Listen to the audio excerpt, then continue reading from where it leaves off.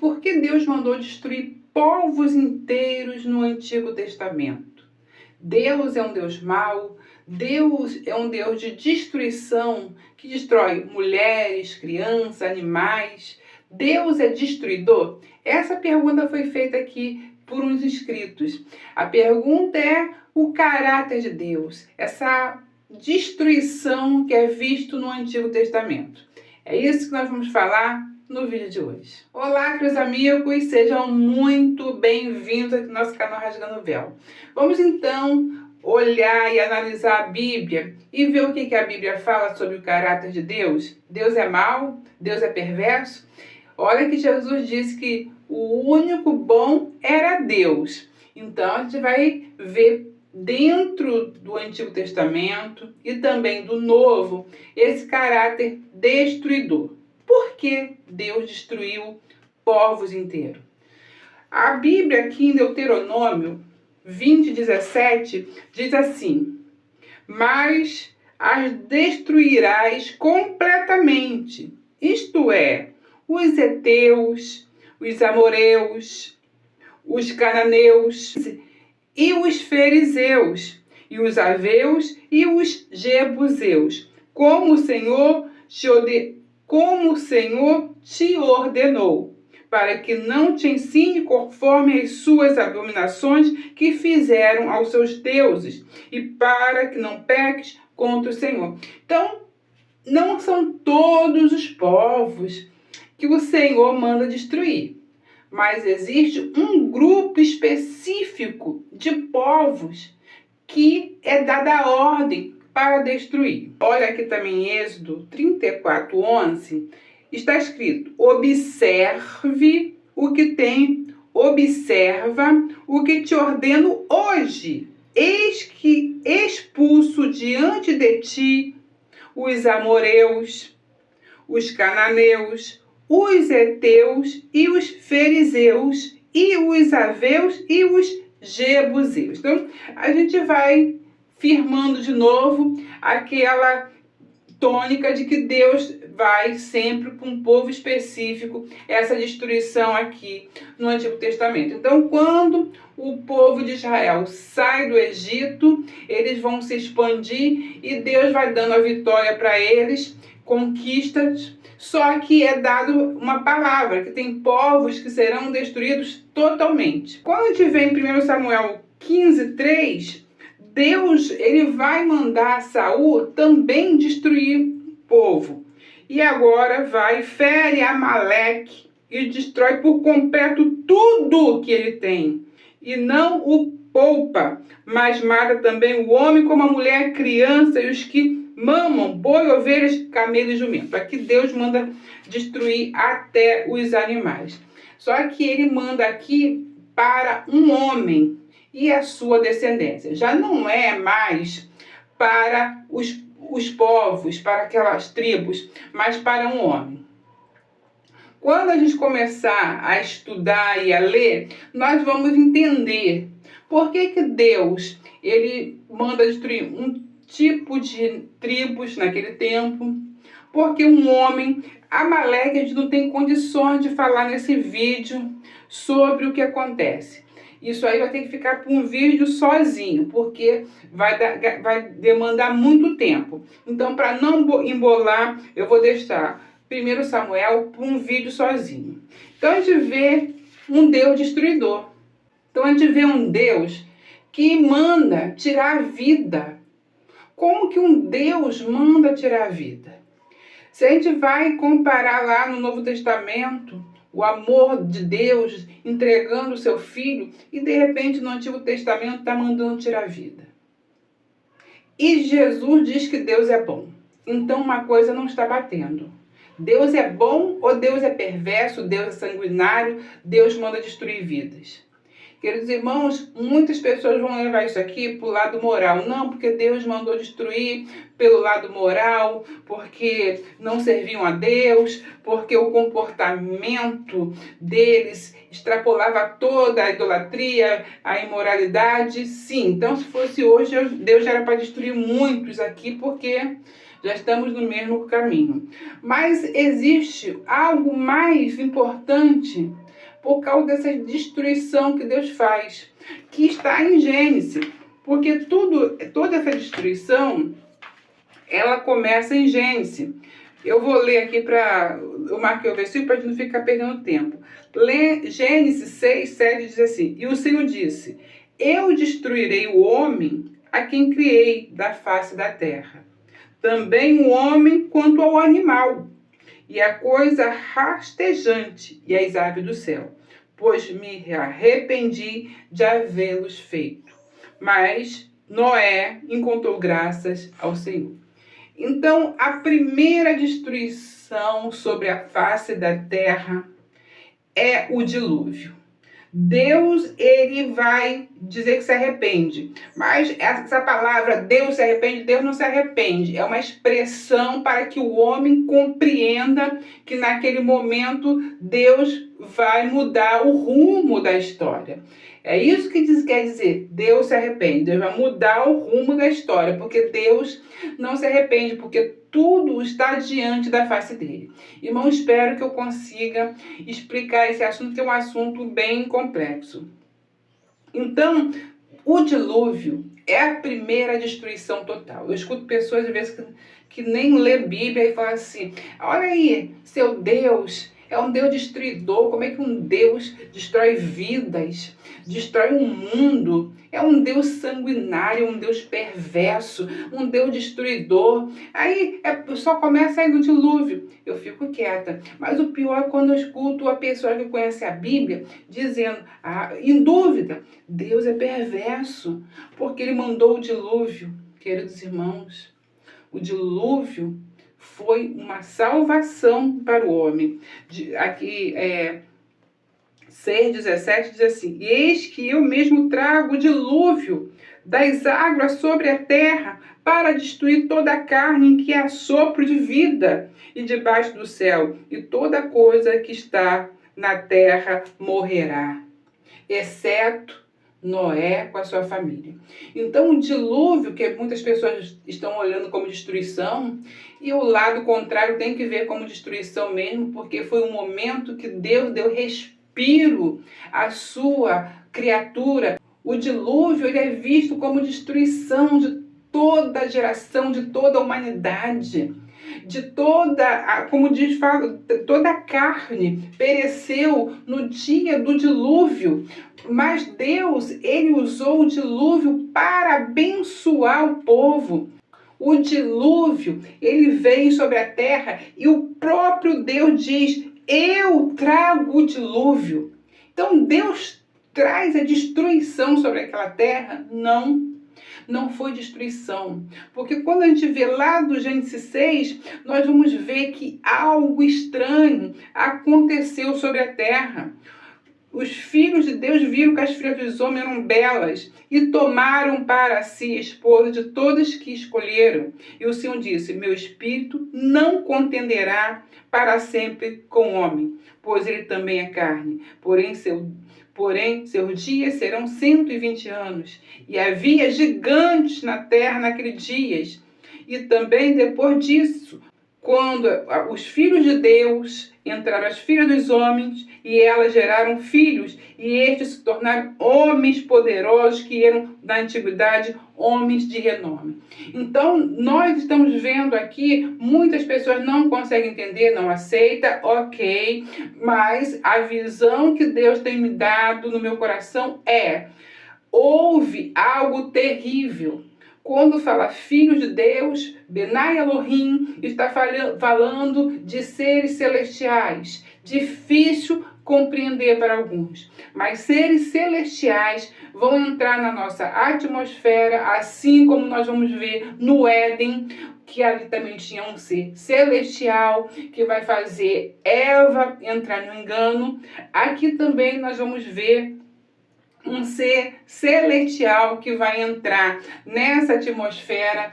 Então nós vamos ver seres celestiais que vão entrar na nossa dimensão e vai trazer algo que Deus não permite.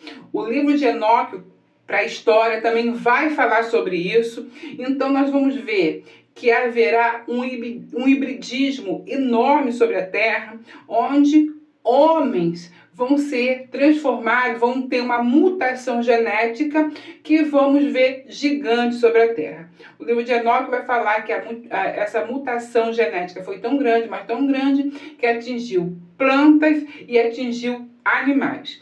Quando a gente leu ali na frente, Deus vai falar para o povo: quando você entrar na terra, você destrua, mas se você vê que se forem árvores comestíveis, você deixa. Se não for, destrói. Porque se forem árvores com mutações genéticas, elas serão destruídas.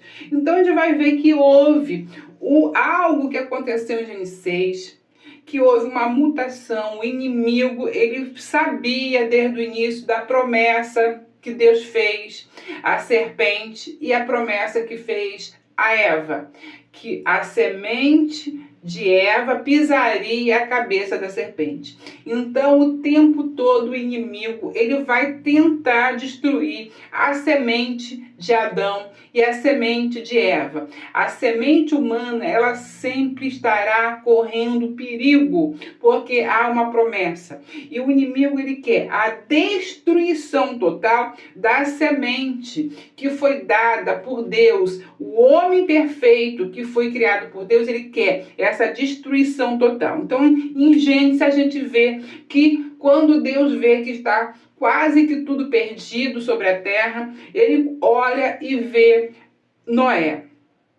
Noé é um homem que diz que achou graça aos olhos do Senhor, mas nós sabemos que Noé tinha a genética perfeita de Adão e Eva.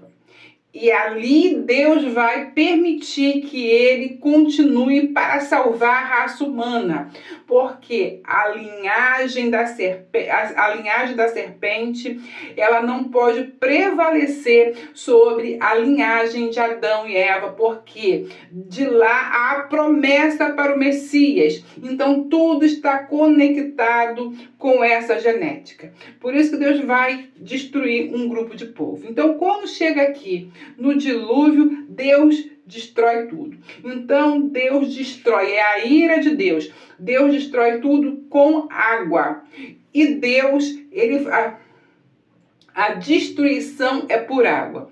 Ele vai prometer a Noé que jamais poderá destruir de novo a terra com água. Então, a promessa ele vai cumprir, como você vai ver na frente, que isso vai lá para Apocalipse. Então, aqui, Deus ele vai ser a intervenção de Deus por amor ao povo dele, por amor aos homens. Ele consegue resgatar uma pequena semente, tirar daquele dilúvio e levar para uma terra seca e começar a história. Ele retardou a ação da serpente. Mas a serpente, ela vem ainda atrás da descendência humana, como nós vamos ver até os últimos dias. Então, queridos irmãos, Deus não é mau. Deus ama o seu povo e ele quis o resgate, porque senão ele teria a sua criação principal, o homem perdido.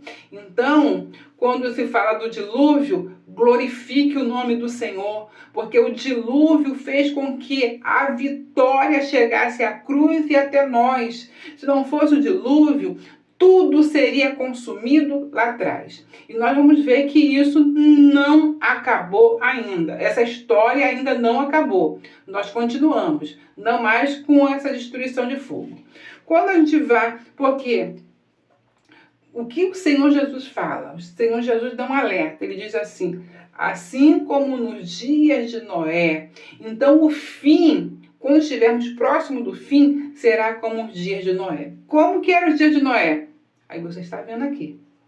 Um hibridismo total. A raça humana quase totalmente sendo perdida. Só havia Noé. E assim será no fim. A raça humana vai perder as suas características humanas. Apenas um grupinho representado por Noé vai se manter.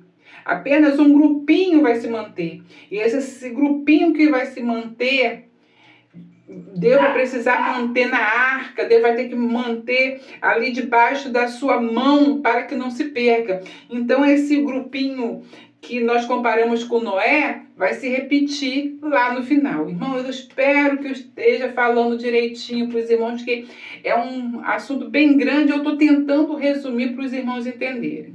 Então, esse Deus, ele diz que nele não há sombra de mutação, de variação, de mudança.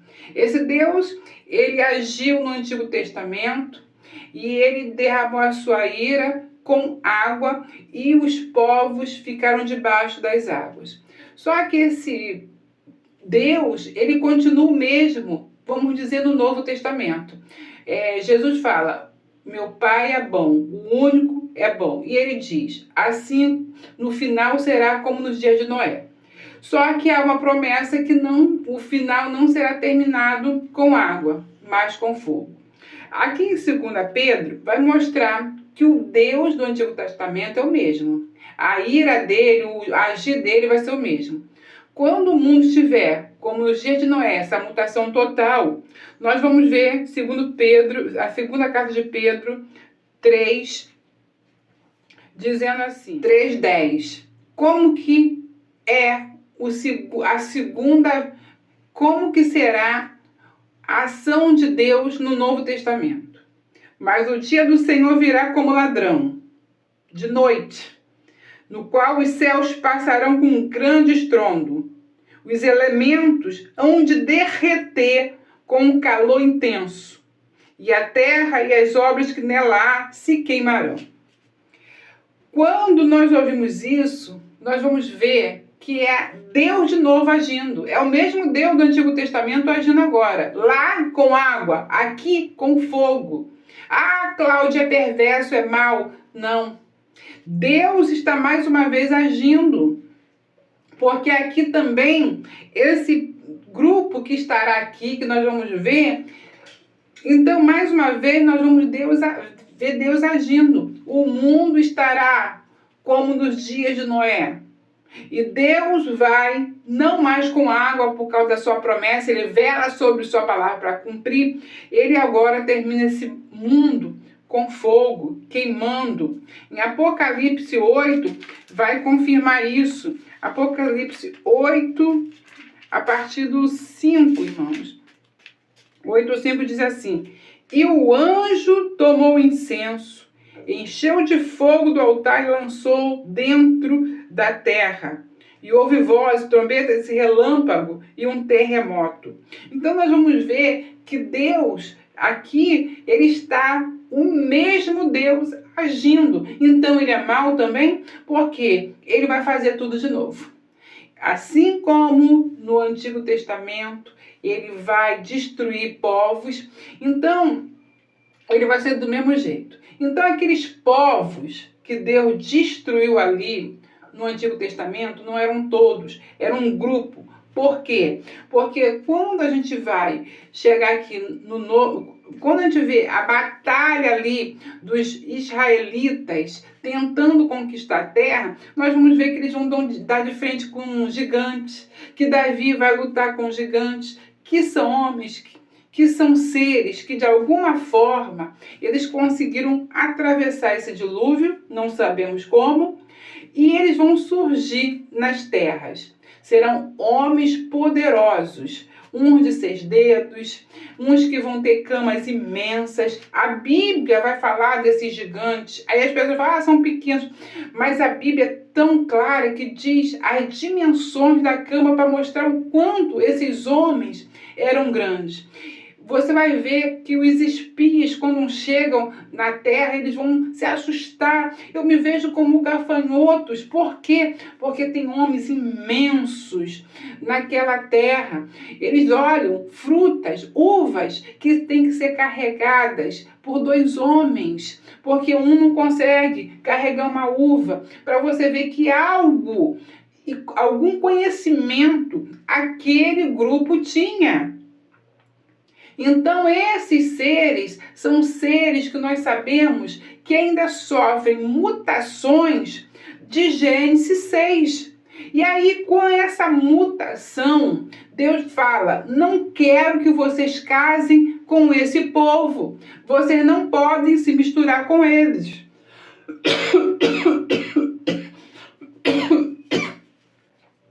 É pura maldade de Deus? Não, é porque não pode ter a corrupção genética. Por quê? Porque ali é a linhagem que virá o Messias. E o Messias precisa vir da promessa que foi feita lá no Éden. A promessa que foi feita no Éden e que o inimigo vem lutando e combatendo para impedir. Mas só que Deus se levanta todos os momentos e age. Até o fim Deus agiu. Aqui nesse final aqui de... Então, quando a gente olha essas nações que Deus fala, vai lá e destrói tudo, aí a pessoa fala, mas as crianças... Ah, meu Deus, mas as mulheres eram seres totalmente eram seres como os gigantes, destruidores, que iriam destruir toda a terra pela sua força. Então Deus ele vai intervir nesses devoradores. O livro de Enoque diz que esses gigantes se tornaram tão fortes que por fim eles devoravam tudo. Então Deus ele vai agir ali para impedir esse crescimento, para impedir essa ligação da tribo que ele separa para fazer uma aliança de uma genealogia que vem de Adão e Eva, diferente de uma linhagem corrompida. Por isso que Deus entra ali e faz essa separação que a gente acha que é horrível, é terrível. Mas essa intervenção do dilúvio, ela vai terminar. Essa ação que Deus teve no dilúvio, ela vai terminar. Porque vamos voltar aos dias de Noé, como Jesus profetizou. Quando estivermos nos dias como de Noé, estamos perto do fim. Porque será igualmente. Ali Deus fez uma pausa no dilúvio para nos dar um respiro, para nos dar um tempo de concretizar a sua obra. Só que agora, como Jesus falou, como nos dias de Noé, será o fim realmente e será com fogo. A ira de Deus será lançada sobre essa terra, sobre um grupo, irmãos, que vão estar numa vida terrível e será como fogo. Não perca a sua identidade adâmica, não perca a sua identidade de Eva, não perca a sua descendência, não perca a sua identidade que foi dada pelo Senhor lá no Éden. Mantenha-se, irmão, com essa identidade. Estamos indo para os dias do fim. Assim como nos dias de Noé, será. Agora não com água, mas com fogo. Irmãos, eu não sei se eu consegui explicar tudo, porque eu estou tentando resumir o máximo e o vídeo já está ficando um pouco grande. Espero que você deixe seu like, compartilhe e deixe seu comentário, porque isso aí é o seu trabalho de meu amigo para ajudar aqui na divulgação. E se tiver lá para dar o hype, dê um hype. E fico com essa palavra até o próximo vídeo, se Deus nos permitir, queridos irmãos.